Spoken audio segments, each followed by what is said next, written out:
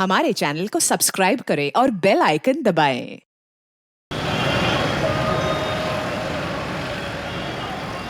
हमें एक 1 room kitchen किराए पर चाहिए। हाँ भाई, पर आप लोग हैं कौन? नाम पता, कहाँ से आए हैं, करते क्या हैं? हम भोपाल से आए।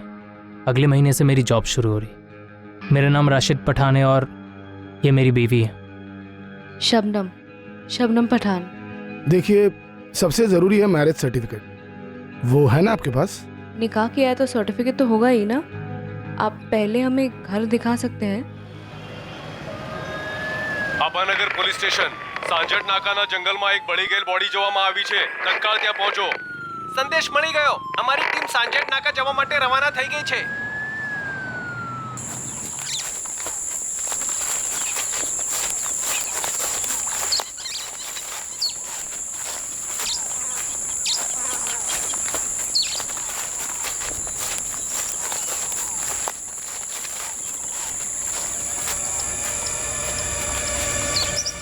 चला एम्बुलेंस में सर।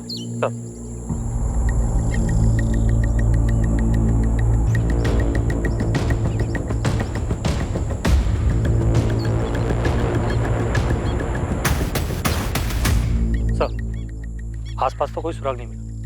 बॉडी पर भी कोई आइडेंटिफिकेशन नहीं है। और सर, जिस गांव वाले ने बॉडी को स्पॉट किया उसने भी किसी को आता जाता नहीं देखा सर। लाश को इसी बोरी में लपेट कर लाए होंगे और यहीं जलाया होगा, और काफी जलने के बाद इसी बोरी से आग बुझाई भी होगी। हो सकता है सर, क्योंकि बॉडी पर काफी स्ट्रॉन्ग कैरोसिन की स्मेल है। बलदेव, लड़की कहना सही होगा। एज 18 से 23 के बीच की। 18 से 23 का रेंज काफी बड़ा होता है डॉक्टर। फेस के साथ बॉडी भी पूरी तरह से जली हुई है। ऐसी हालत में एक्चुअल एज बताने के लिए थोड़ा टाइम लगेगा। वैसे आपके पास बाकी डायमेंशंस हैं। Height 5 feet 5 inches, weight 55-56 KGs और ब्लड ग्रुप O पॉजिटिव। मौत का कारण? विक्टिम को गला घोंटकर मारा गया है। सर, 4 महीने पहले हिम्मतनगर से एक लड़की गायब हुई। उसकी फोटोज और डिटेल आई थी। ये इस जंगल वाली लाश के साथ मैच कर रही है सर। नाम मानसी पटेल, उम्र 20 साल, height 5.2, weight 51 KG, blood group O positive. लगभग एग्जैक्ट मैच है। बस वो जंगल वाली लड़की प्रेग्नेंट थी। सर, लड़की के घर वालों ने शिकायत दर्ज करवाई है कि इस लड़के ने इस लड़की को भगाया। फैज खान से। मेरा नाम राशिद पठान है और ये मेरी बीवी है। शबनम पठान। 20 वर्षीय मानसी पटेल और 25 वर्षीय फैज खान जब 4 महीने पहले गायब हुए थे, तब दोनों के हताश घर वालों ने जबरदस्ती भागने के आरोप प्रत्यारोप लगाए थे। लेकिन तब ना तो उन्हें पता था और ना ही इन्वेस्टिगेशन टीम को कि इस केस की हकीकत क्या थी और आने वाले दिनों में यह केस कितना घुमावदार साबित होने वाला था। साहब, ये कहाँ लिखा है कि सिर्फ लड़का ही लड़की को भगाता है? अरे आजकल की लड़कियां कुछ कम है क्या? सर, इस औरत को बोलिए मेरी बेटी पर उंगली ना उठाए। इस औरत का क्या मतलब? तमीज से बात करो, समझे? इनका लड़का परेशान करता था हमारी मानसी को। जरूर इन लोगों ने कुछ खिला पिला दिया होगा मेरी बेटी को। इन लोगों ने का क्या मतलब है? हमें कोई ऐसा समझ रखा है, अपनी लड़की तो संभाली नहीं जाती है। એક મિનિટ जो बजाइए आप लोग, कोई कुछ नहीं बोलेगा। पुलिस स्टेशन है ये तो बोल। इधर आओ, इनको एसआई अपनी के पास लेकर जाओ। आप लोग इनके साथ जाइए और रिपोर्ट लिखवाइए। और अब आप बोलिए। साहब, मैंने बताया ना, मेरा बेटा फैसला बहुत सीधा है। उसका अपना गैराज है, ऑटोमोबाइल का कोर्स किया उसने, सब अच्छा चल रहा था। इसकी बेटी ने उसे लपेटे में ले लिया है, फांस लिया है उसे। बड़ी मुश्किल से हमने उस लफंगे को अपनी बेटी मानसी से दूर किया है। हम तो अपनी बेटी की ग्रेजुएशन पूरी होने का इंतजार कर रहे हैं ताकि उसकी शादी कर सके। हमारी अपनी बिरादरी। देखिए, वो लड़की हमें घर में चाहिए ही नहीं, और ना ही चाहिए उस बिरादरी की चिट्ठी। साहब, आप लोग तुरंत इस पे एक्शन लीजिए, वरना मामला सांप्रदायिक बनाकर दोनों तरफ के ठेकेदार इस पर कूद पड़ेंगे। देखिए मैडम, दंगे वंगे छिड़ जाएंगे, जो हम बिल्कुल नहीं चाहते हैं। हमें तो बस हमारी बेटी सही सलामत लौटा दीजिए। शांति बनाए रखिए, हम मानसी को ढूंढ लेंगे और पक्का ढूंढ लेंगे। आपके पास उसकी कोई तस्वीर है? साहिल, भाई की तस्वीर होगी ना तेरे मोबाइल पर? दिखा इन्हें। हाँ, दिखा दो।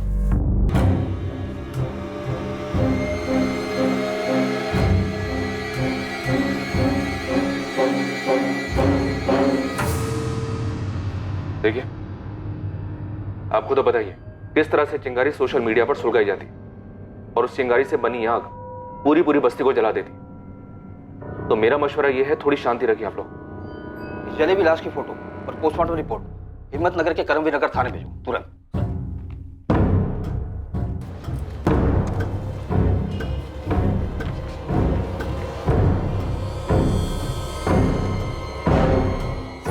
4 महीने प्रेग्नेंट थी। अब बवाल होगा। दोनों फैमिलीज को हाजिर करो और ये इन्फॉर्मेशन किसी भी सूरत में लीक नहीं होनी चाहिए। बेकार में शहर में दंगे शुरू हो सकते हैं। सर शायद ये इन्फॉर्मेशन गलत है। लेकिन सर 4 महीने पहले जब मानसी और फैज भागे थे तब हमने उन्हें उन दोनों के इंस्ट्रूमेंट के IMEI नंबर से ट्रेस कर लिया था। दोनों लोकेशंस मुंबई में माही मिला के दिखा रहा था। और फिर सिर्फ 3 दिन में हम उन्हें मुंबई से पकड़कर वापस ले आए थे। अपने हितेन खबरी ने खोज कर निकाला था कि वो मुंबई के माहिम इलाके में कौन सी जगह है। नमस्ते मैम। माहिम का एक स्टेट एजेंट है बिलाल करके, उसका नंबर और पता है। राजू करके एक मेरा मुंबई का पंडर है, उसको बिलाल बोला था कि उसने फ्लैट तो दे दिया था लेकिन उनके डॉक्यूमेंट्स फर्जी लग रहे थे। शाबाश हितेन, अच्छा काम किया। मैं उसी रात की ट्रेन से मुंबई पहुंचा और मुंबई पहुंचते ही सबसे पहले बिलाल एस्टेट एजेंट के ऑफिस पहुंचा।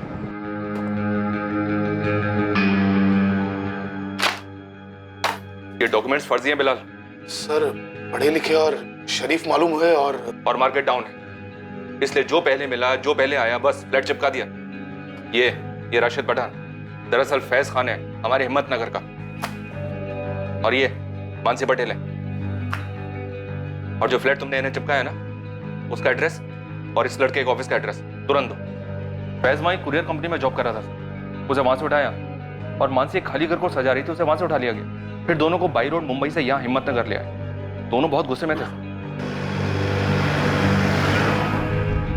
3 दिन में हम असली शादी कर रहे हैं, आप हमें ऐसे कैसे गिरफ्तार कर सकते हैं? तुमने जो ये नकली की शादी की है समझ लो उसी के लिए गिरफ्तार हुई हो। हम दोनों बालिग हैं सर, आप भी जानते हैं आप ये जो कर रहे हैं वो गैर कानूनी है। आप लोग हमें इससे रोक नहीं सकते, ना ही हमारे घर वाले। अगर वो लोग तुम दोनों को अपनी जिंदगी जीने से रोक रहे हैं तो उनके खिलाफ शिकायत करो, बजाय इसके कि फर्जी डॉक्यूमेंट्स बनवाओ। बालिग हो तो बालिगों की तरह पेश आओ ना।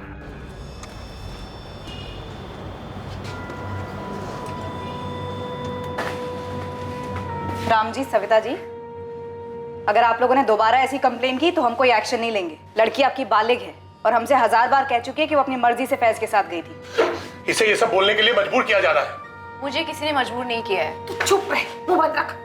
चल घर चल। अरे नईम जी, देखिए ये आपका घरेलू मामला है, अगर आप इसे घर में ही निपटा लें तो अच्छा है। कानून बालिगों का साथ देगा, बिरादरी का नहीं। जब गायब हुए थे तो ये इन्फॉर्मेशन आप लोगों ने सभी पुलिस स्टेशन में भेजी होगी, हमेशा की तरह। पूरे स्टेट के हर एक थाने में भेजी गई थी, पूरी डिटेल और तस्वीरों के साथ। और जब वापस मिल गए, घर वालों को लौटाए गए, क्या ये इन्फॉर्मेशन भी बाकी पुलिस स्टेशन को दी गई कि दोनों मिल गए? शायद मिस कर दिया सर। गलती यही हुई। प्रांतीय पुलिस को अभी भी लग रहा होगा कि दोनों गायब हैं, इसलिए दौड़ 2-4 हुए। 1 मिनट सर, ये भी तो हो सकता है हम मानसी और फैज को 4 महीने पहले वापस लेकर आए थे। ऐसा भी तो हो सकता है कि ये दोनों फिर से कहीं भाग गए और मानसी के साथ कुछ हुआ हो।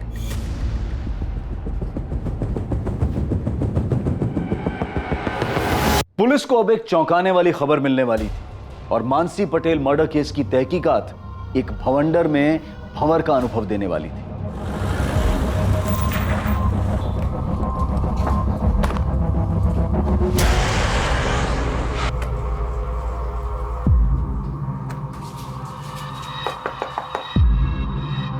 सविता जी, मानसी कहाँ है? दास जी, मैं कुछ पूछ रहा हूँ आपसे। मुझे नहीं पता फैज कहाँ है। 4 दिन हो गए उसे भागे हुए। फिर से वो कमीना उसे भगा के ले गया, वही फैज।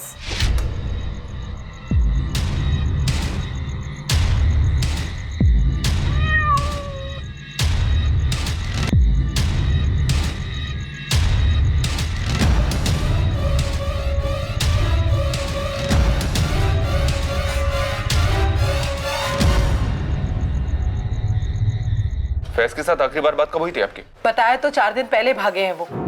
उसके बाद बात ही नहीं करने दी होगी उस लड़की ने। तो फिर आपने कंप्लेंट क्यों नहीं की? की थी मैडम, मैं और मानसी के बापू आए थे आपके थाने। कब? 4 दिन पहले। सुबह मानसी गायब हुई थी और दोपहर में हम लोग आए थे। आप लोग उठिए और जाइए यहाँ से। पहले आप हमारी शिकायत तो दर्ज कीजिए। वो फैज खान फिर हमारी बेटी मानसी को भगा कर ले गए। आप लोगों को पिछली बार बोला गया था कि वो दोनों बालिग हैं, हम उनके निजी मामले में दखल नहीं दे सकते। अब आपकी शिकायत दर्ज नहीं होगी, बिना नाटक के जाइए यहाँ से। हम एक बार मैडम से मिलने तो दीजिए। वो नहीं मिल सकती, बोला जाइए आप दोनों।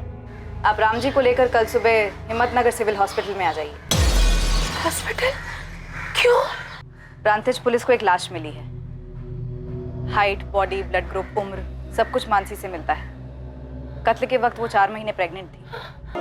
राम जी, ये मानसी ही है।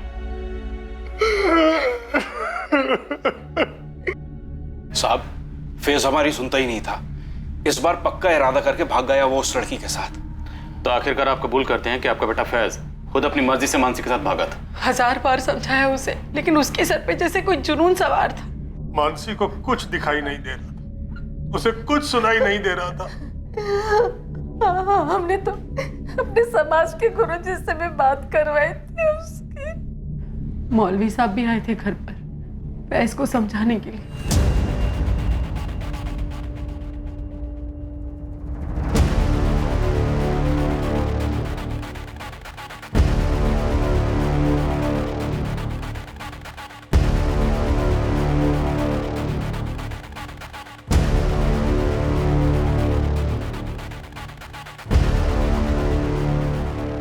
बिरादरी का तो छोड़िए, माँ बाप का भी ख्याल नहीं किया और पीछे अपना ये मोबाइल छोड़ गया था।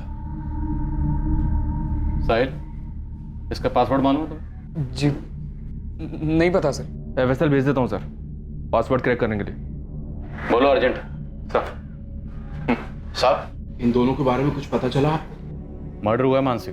क्या ये क्या कह रहे हैं आप? और कत्ल के वक्त लड़की 4 महीने प्रेग्नेंट थी। फैज के अलावा किसी और पर शक? कोई दूसरा बॉयफ्रेंड रहा हो? और कोई नहीं था।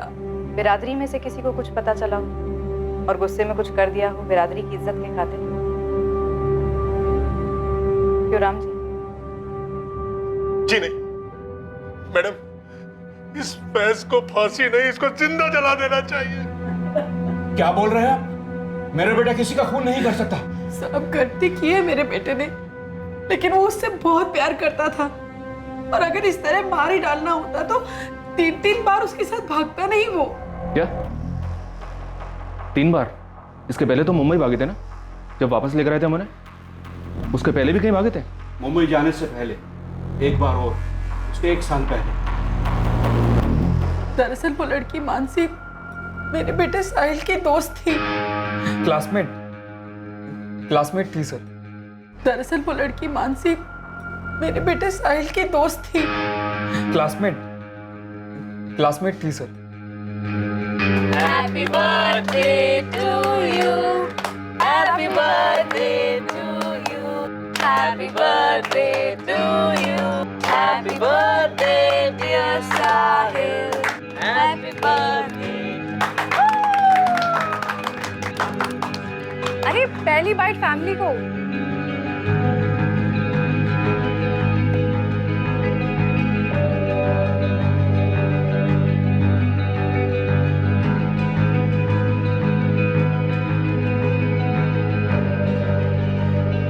अब 2 साल से दोनों का चक्कर चल रहा था। फैज उसे गैराज के ग्राहकों की गाड़ी में घुमा रहा था। ये गैराज फैज का अपना है? जी साहब, फैज और उसके 2 दोस्त हेतल और चेतन ने मिलकर खोला था। उस बीच फैज और मानसी के बीच क्या चल रहा था ये हम लोगों को बिल्कुल मालूम नहीं था। इस चक्कर के बारे में तो साहिल को भी कुछ नहीं पता था। जी नहीं मालूम था सर। पहली बार साहब जब फैज रात को देर से आया तो हम लोग बहुत परेशान हो गए थे। रात भर ढूंढा हमने उसे, पर वो कहीं भी नहीं मिली। हम पुलिस के पास जाने के लिए निकल ही रहे थे कि मानसी वापस आ गई।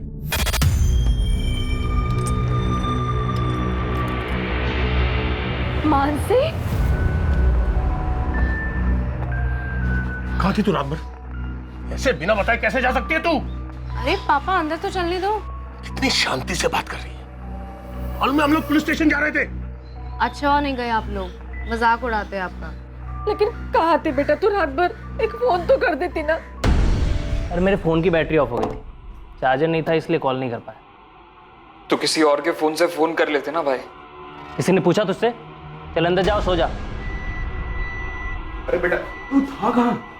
यहाँ हम सब, मेरा मतलब है मेरे दिल को कुछ हो जाता तो? तौबा अब्बू, कुछ भी ना बोलिए। अरे मेरा एक दोस्त है अब्दुल, आप उसे नहीं जानते, तो एकदम से अहमदाबाद ले गया मुझे। उसकी कोर्ट मैरिज थी ना, तो गवाही देने गया था। गवाही देने? कोर्ट में? क्यों? कोई दूसरे कौम की लड़की थी? रश्मि नाम है मेरी फ्रेंड का, रश्मि शर्मा। शादी कर रही थी वो अब्दुल शेख के साथ।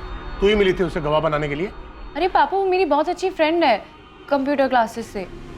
देख मानसी, ये तेरी पहली गलती थी, इसलिए हम लोग तुझे माफ कर देते हैं।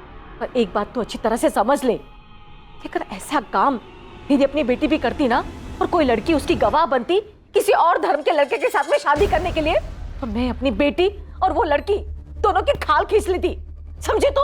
समझा आपकी बात, बट ये अब्दुल कोई गैर कानूनी काम नहीं कर रहा है, तभी तो कोर्ट मैरिज कर रहा है। बाकायदा मियाँ बीवी अपना अपना मजहब मानेंगे। आपको डरने की कोई जरूरत नहीं है, मैंने कुछ गलत नहीं किया, और ना ही रश्मि और अब्दुल ने। फैज,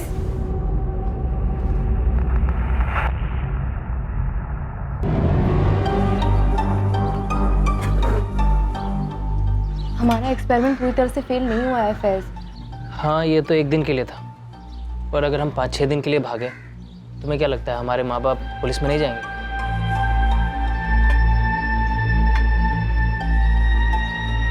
मुझे तो लगता है कि हम डायरेक्ट बता ही देते हैं, मम्मी पापा ये फैज है, फैज खान, मैं इसे लव करती हूँ और हम शादी कर रहे हैं, बस फिर स्टोरी खत्म। चुप, स्टोरी शुरू होने से पहले ही खत्म हो जाएगी। तो फिर और क्या करें? एक काम करते हैं, एक बार फिर से भागते, देखते हैं मेरे अम्मी अब्बू और तुम्हारे मम्मी पापा पीछे पड़ते हैं। डन।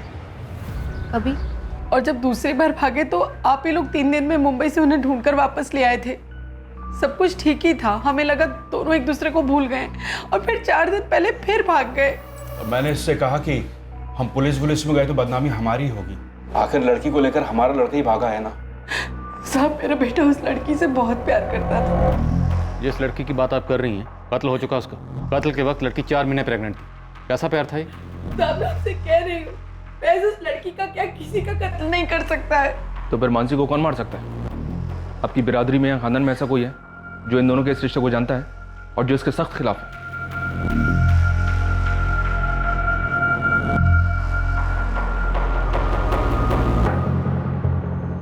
फैज ने नहीं तो किसने और क्यों मानसी का कत्ल किया? इसका जवाब फैज ही दे सकता था, जिसके लिए पुलिस ने मैनहंट जारी कर दिया।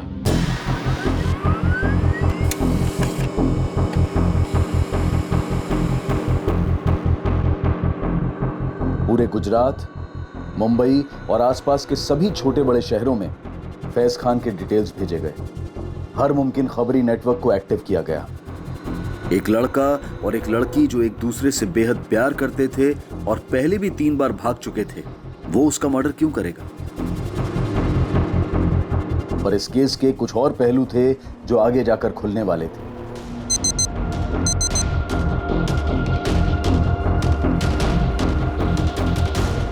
कुछ और खिलाड़ी थे जिनका किरदार उभर कर आना बाकी था। पर फिलहाल सारा शहर तनाव की गिरफ्त में आ चुका था। कौमी फसाद करवाने वाले घात लगाए बैठे थे। पुलिस जबरदस्त दबाव में थी फैज को ढूंढकर मानसी के कत्ल की सच्चाई को सामने लाने के लिए। पर इस सब के परे दूर, काफी दूर एक और कहानी लिखी जा रही थी। असल में कलम से कागज पर लिखी जा रही थी।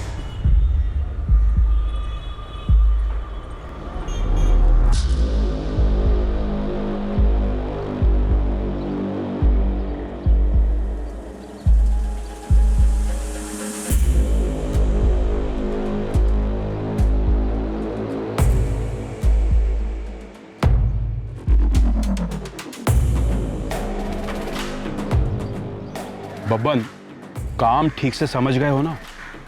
नहीं भाई, ये हमारा रोज का काम है, फिक्र मत कीजिए, आपका काम हो जाएगा।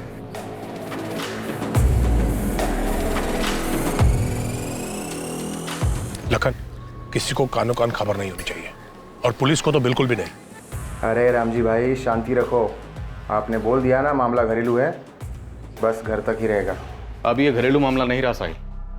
मानसी का मर्डर हुआ और मर्डर के वक्त वो 4 महीने की प्रेग्नेंट थी। तुम्हारे भाई की गर्लफ्रेंड थी। दोस्त तो तुम्हारी भी थी। सर मैं सच कह रहा हूँ, मुझे कुछ नहीं पता। साहिल, तुम 4 महीने पहले में काफी नर्वस दिखाई दे रहे थे। हालत तो अभी भी पतली है तुम्हारी। बोलो, क्या छुपा रहे हो? अरे बोलो, डरो मत, बोलो। सर मैं सच ही कह रहा हूँ, मैं बचपन से ही नर्वस हूँ सर। आप चाहे तो किसी से भी पूछ लीजिए। तुम्हें क्या लगता है मर्डर फैज ने किया? मानसी तुम्हारे भाई फैज की गर्लफ्रेंड थी। जब प्रेग्नेंट हुई तो मार डाला उसने? नहीं नहीं सर, मुझे नहीं लगता भैया ऐसा कुछ भी कर सकते। तुम्हारे कॉल रिकॉर्ड्स आजकल में आने वाले हैं। अगर हमें पता चला कि तुमने कुछ झूठ बोला है या हमसे कुछ छुपाया है तो बॉस, तुम्हारे भाई की कुटाई बाद में होगी। उसका ट्रेलर पहले तुम देखो। अपने दोस्त फैज को बचाने की कोशिश भी मत करना। सच कह रही हूँ, चेतन और हेतल तुम्हारे नटबोल्ट खोले जाएंगे। मैडम हम खुद परेशान हैं कि फैज कहाँ है और क्या हुआ है उसके साथ में। मैडम हम पूरे दावे से कह सकते हैं कि फैज ने मानसी का मर्डर नहीं किया है। हमें लगता है कि जात पात के चक्कर में उसका भी किसी ने मर्डर कर दिया है। तो कौन है? नाम लो। डरो मत, हम हैं। किसी का नाम नहीं ले सकते हम, क्योंकि हमें सच में मालूम नहीं है। मालूम नहीं है या डरे हुए हो? डरना है तो हमसे डरो। और जब फैज कांटेक्ट करे तो उसे बता देना कि मासूम है तो बाल भी बांका नहीं होगा। और अगर उसने कुछ किया है तो छुप ले जब तक छुप सकता है। ढूंढ तो हम उसे लेंगे ही।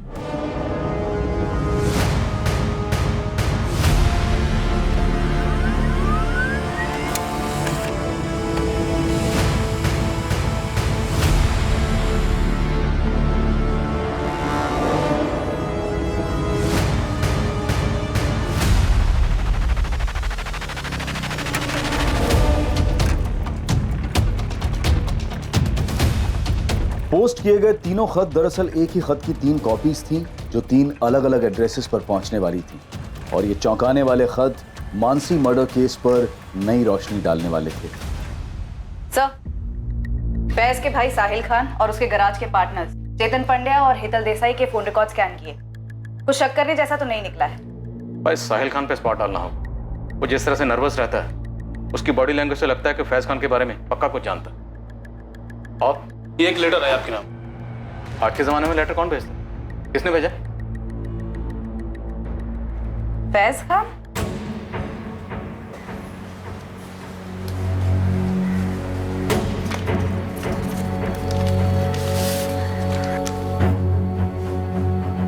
जब तक आप लोगों को ये चिट्ठी मिलेगी मैं इस दुनिया से जा चुका हूं। लेकिन जाने के पहले मैं आप सबको एक सच बताना चाहता हूं। मानसी के साथ मेरा रिश्ता सिर्फ और सिर्फ जिस्मानी था। कम से कम मेरी तरफ से तो उतना ही था। 1 साल पहले जब हम अहमदाबाद गए थे तब कोई रश्मि और अब्दुल की कोर्ट मैरिज नहीं थी। बस हम दोनों पूरा दिन और रात एक लॉज में थे।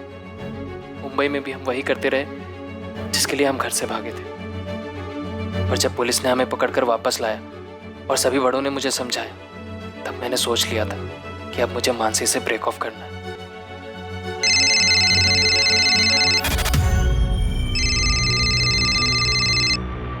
हाँ बोलो।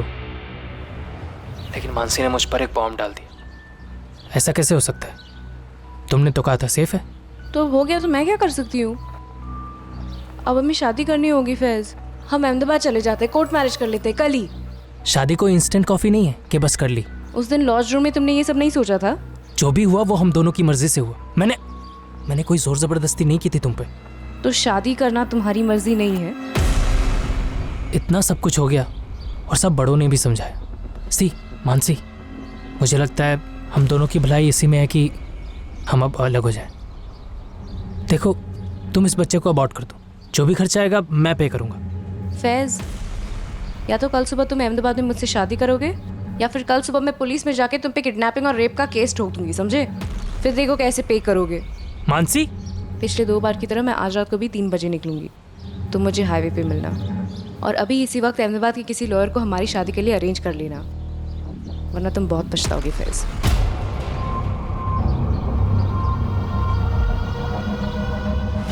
मेरे पास कोई चारा नहीं था तो मैं अगले दिन उसको लेकर निकल पड़ा अहमदाबाद के लिए। लेकिन हम अहमदाबाद गए नहीं। पर हम यहाँ प्रांतिज में क्यों रुकेंगे और इस सड़ियल घर में क्यों? क्योंकि मेरी माँ वहाँ अहमदाबाद में पुलिस हमें ढूंढ रही होगी। पर हमारी शादी हो जाए फिर वो तो क्या, उनका बाप भी हमें नहीं टच कर सकता। मैंने उससे झूठ बोला उसका भरोसा जीतने के लिए, ताकि मैं अपना मकसद पूरा कर सकूं।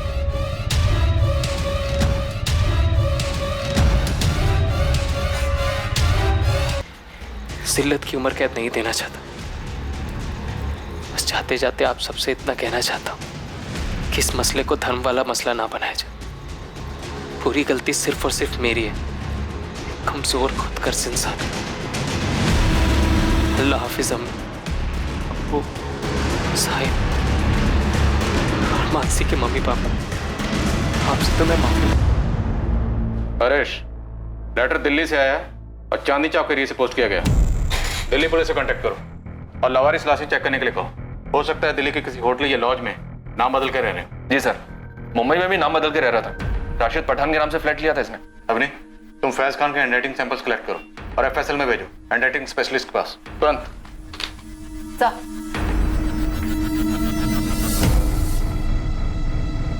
अब तो पुलिस को भी कोई शक नहीं होना चाहिए कि हमारी मानसी को इस फैज ने ही मार डाला। मैं तो शुरू से ही कह रहा था कि ये लड़का गलत है, गलत है।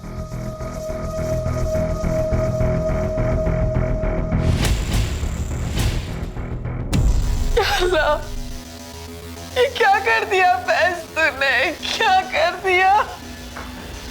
नहीं, फैज ने क्या कर लिया?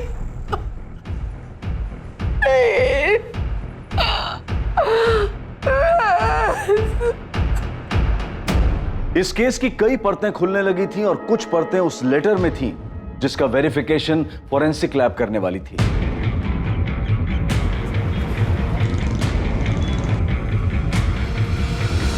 लेकिन यहां तीसरी ओर प्रांतिज पुलिस, जिन्हें मानसी की लाश मिली थी, उनके हाथ कुछ लगा जरूर था।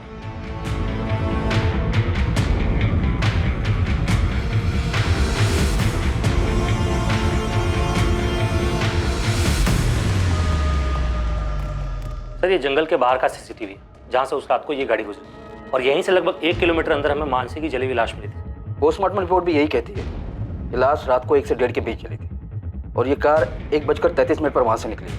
हो सकता है कि इस कार में मानसी की लाश लाई गई हो और यह आदमी फैज से कनेक्टेड हो।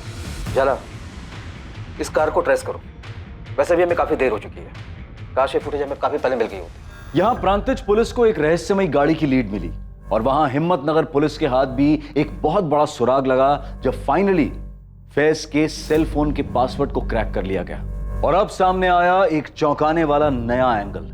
Happy birthday, dear Sahil.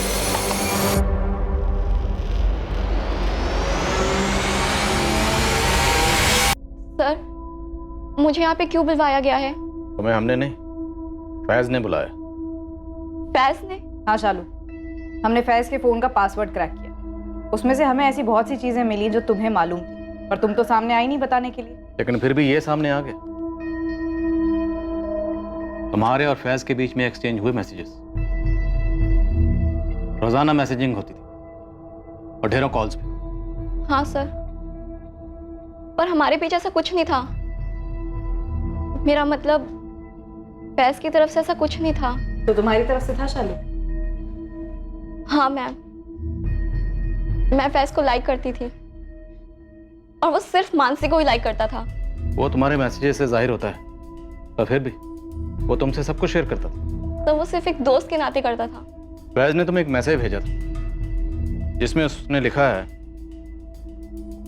कि मेरे और मानसी के रिलेशनशिप को सबसे बड़ा खतरा हमारे पेरेंट्स से तो है ही, लेकिन एक और खतरा है और वो है मेरे छोटे भाई साहिल से। तो क्या वाकई उनके रिलेशन को साहिल से खतरा था? हाँ, मुझे फैज ने बताया था।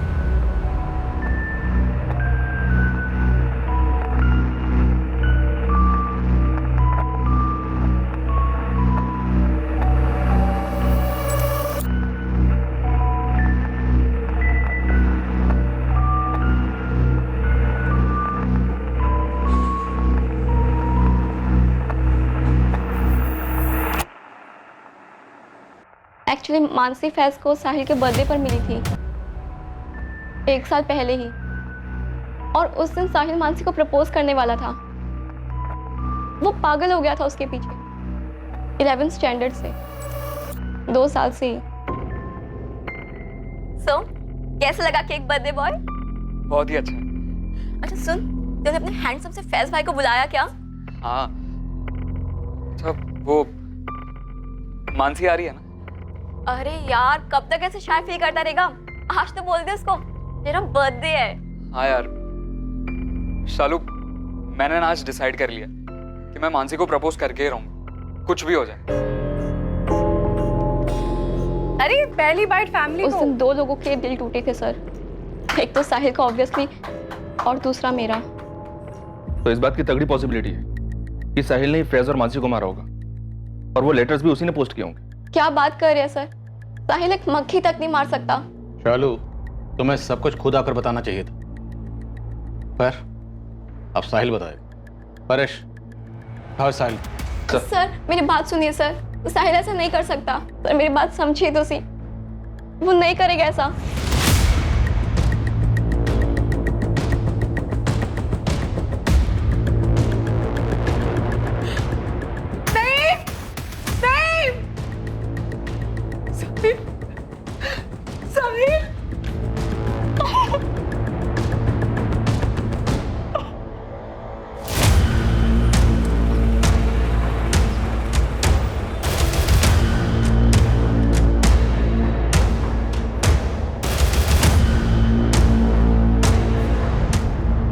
क्या ढूंढ रहे आप?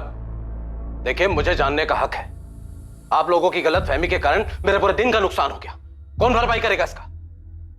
अरे कुछ बोलो यार।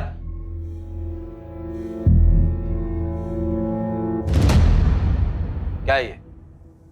रात में मेरी गाड़ी बस रास्ते से गुजर रही है, और क्या? ये उस रात की फुटेज है जब जंगल में एक औरत की लाश ठिकाने लगाई गई थी। तो मैंने ठिकाने लगाई। तुम्हारी गाड़ी गुजरी जंगल से, शॉर्टकट रास्ता है। मेरे अलावा वहां से हजारों लाखों गाड़ियां गुजरती है और गुजरती भी रहेंगी। उस रात तुम क्या कर रहे थे वहां पर? रंजीत ने मेरी बेटी का घर है, नादी का जन्मदिन था, हिम्मतनगर से वापस आ रहा था और आप यहां पर बैठकर लाश-वाश की बात कर रहे हैं। सर, गाड़ी में कुछ नहीं मिला सर। ठीक है, तुम जा सकते हो। खाली पीले टाइम खोटी करके रख दिया है। बेकार में कुछ ज्यादा नहीं चिल्ला रहा था ये? चोर की दाढ़ी में तिनका। सर, इस अरविंद पारी के पीछे खबरी लगा था। साहिल कहाँ है? साहब, हम बोल तो रहे, हमें नहीं मालूम। नहीं, तुम्हें अल्लाह का वास्ता, हम एक बेटा खो चुके हैं, दूसरा नहीं खोना चाहते। लेटर इन्हें दे दो, दे दो।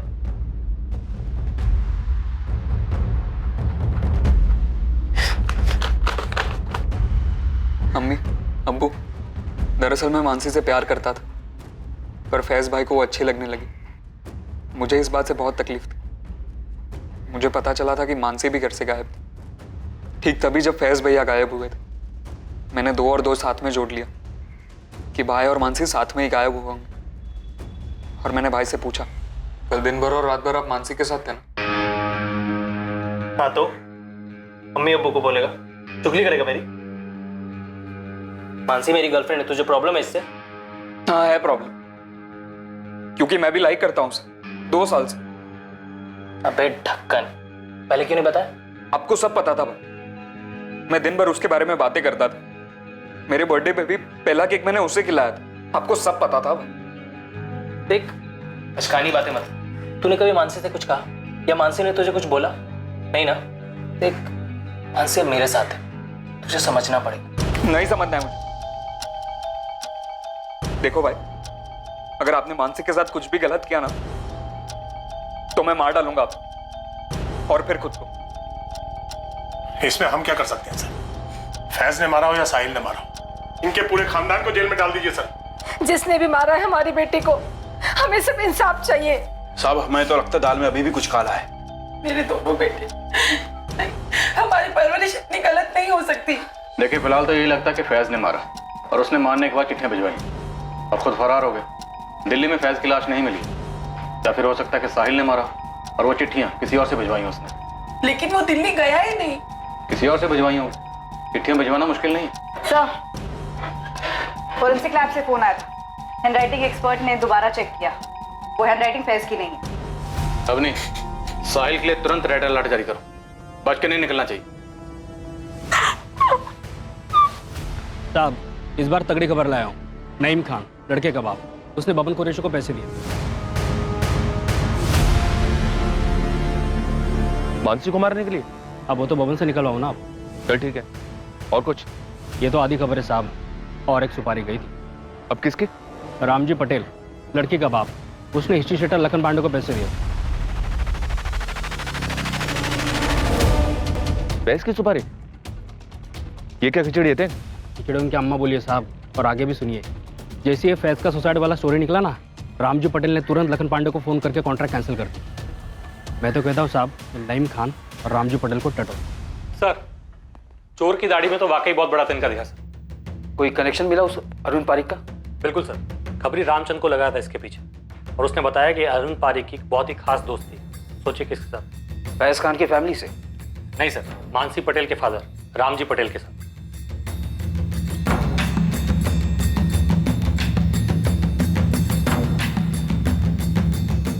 तो इस रामजी पटेल ने अरविंद पारिक के जरिए अपनी बेटी को मरवाया? कोई पहला केस नहीं है सर, ऑनर के लिए। और ये लड़की तो पहले ही 2 बार भाग चुकी है उस लड़के फैज खान के। झाला, हिम्मत नगर के कर्मनगर थाने में फोन करो। जी जी झाला सर, जी थैंक यू सो मच। कौन था मानसी पटेल का कातिल?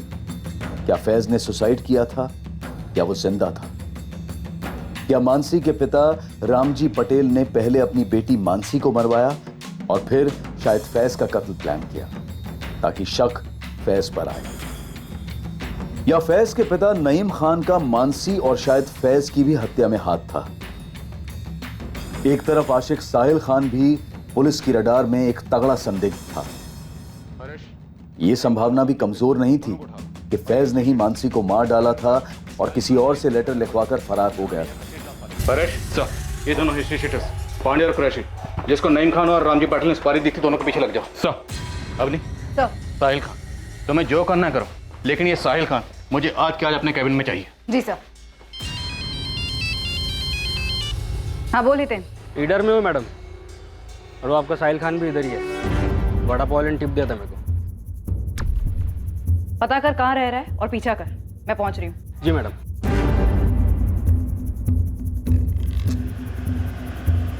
कुछ तो बोलिए, क्यों उठाया है हमें? सब कुछ तो खत्म हो गया है, अब क्या बात करनी है आप लोगों को हमसे? मेरी बेटी मानसी वापस तो नहीं लौटाएगी ना?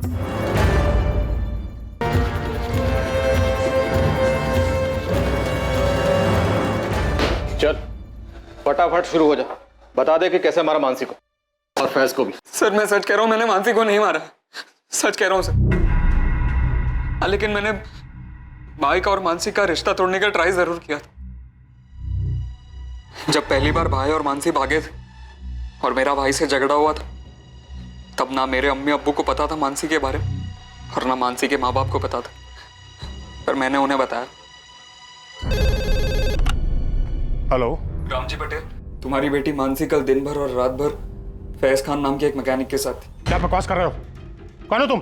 शुभचिंतक बोल रहा हूँ, संभाल लो मानसी को, वरना उसकी जिंदगी तो बर्बाद होगी, साथ में खून की नदियां बहेगी वो अलग। जब दूसरी बार वो लोग भागे तो मेरी जान ही निकल गई थी। सोचा वो लोग शादी वादी कर लेंगे तो, लेकिन फिर आप उन्हें वापस पकड़ कर लाए। तब मैंने सोचा कि अभी नहीं तो कभी नहीं। फिर मैं मानसी से मिला सर। मानसी, दरअसल मैं तुम्हें 2 साल से ये बात करना चाह रहा था, पर कभी हिम्मत ही नहीं कर पाया। क्या? Actually I love you. Sahil, क्या मैंने तुझे कभी कोई सिग्नल? तू मेरे लिए बस एक ओके, मत कहो। तो तुमने क्यों कहा इडियट? तुम मेरे लिए एक बहुत ही गुड और स्वीट फ्रेंड हो, और फैज के बाद उसके छोटे भाई। तो ये नॉनसेंस ना अपने दिमाग से निकाल दे। वो तो मुझसे नहीं हो। फैज से मैं ब्रेकअप कर चुकी हूँ। हमारे बीच जो कुछ भी हुआ, अगर मैं उसे बुला सकती हूँ ना। साहिल तुम बात ही मत करो। देखो, फैज भाई को ये मीटिंग के बारे में कुछ मत बताना प्लीज। मानसी, तुम्हें मेरी कसम।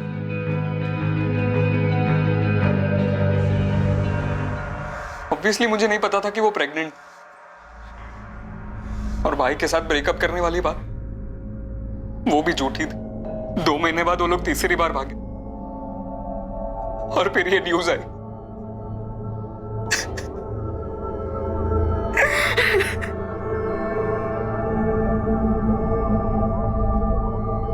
सर, परेश नईम खान और रामजी पटेल को ले आए।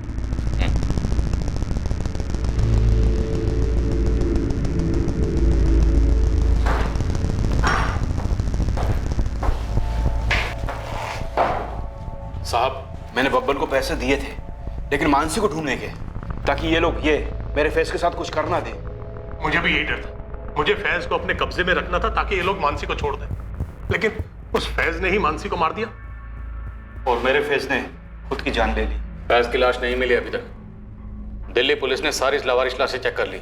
सब हो सकता है खुदकुशी ना की हो, इन्हीं लोगों ने मरवा दिया हो। क्या पकड़े हो? कुछ भी बोल रहे। शुरू से देख रहा हूं तुम दोनों को, बबन कुरैशी और लखन पांडे, यहीं दोनों 24 घंटे में यहीं उल्टे लटके होंगे। फिर देखता हूं तुम दोनों को क्या बोलते हो। इस केस में कुछ ऐसे खिलाड़ी थे जिनका इस केस से कोई ताल्लुक नहीं था। कुछ ऐसे लोग जो किसी अनजान चिता पर अपने मतलब की रोटी सेक रहे थे। नीलेश बारोट एक इंश्योरेंस एजेंट, मोहित मकवाना एक सरकारी डिपार्टमेंट में आर्किटेक्ट,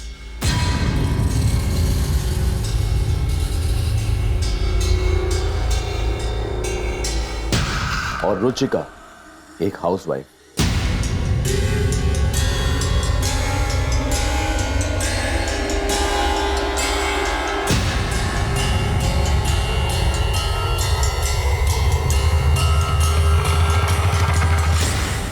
अहमदाबाद के एक इंश्योरेंस एजेंट, एक आर्किटेक्ट और एक हाउसवाइफ का हिम्मतनगर में हुई इस इंटर कम्युनिटी लव स्टोरी और भयंकर मर्डर केस के साथ क्या ताल्लुक था, इसका चौंकाने वाला खुलासा हम करेंगे कल रात इस केस के दूसरे और आखिरी भाग में। पर सबसे बड़ा खुलासा जो होगा वो ऐसा होगा जिसकी एक लंबे अरसे में आपने कल्पना भी नहीं की होगी। अब मैं अनूप सोनी आपसे विदा लेता हूं, फिर मुलाकात होगी एक और नए केस के साथ। और याद रखें, क्राइम और आपके बीच में सिर्फ इतना फर्क है कि आप कितने सतर्क हैं। सतर्क रहें, सुरक्षित रहें।